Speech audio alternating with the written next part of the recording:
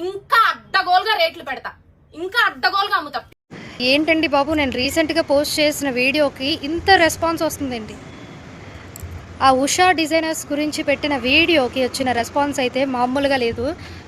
ప్రతి ఒక్కరు కూడా మ్యాక్సిమం మెంబర్స్ ఏంటంటే ఇది ఫ్రాడ్, మేము తీసుకున్నాము మోసపోయాము అని చెప్పే వాళ్ళే తప్పించి జెన్యూన్ అని పెట్టేవాళ్ళు ఎక్కడో ఒక్కరో ఇద్దరో ఉన్నారు.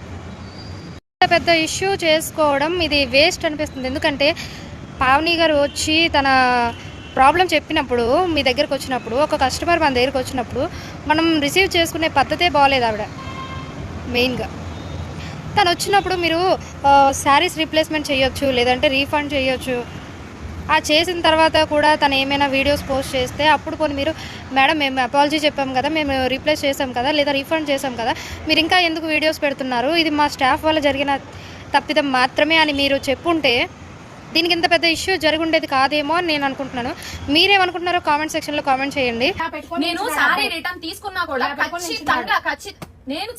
తీసుకున్నా కూడా ఖచ్చితంగా నా మీద ఎలిగేషన్ వచ్చేది మేడం. ఇది వాంటెడ్లీ జరిగింది.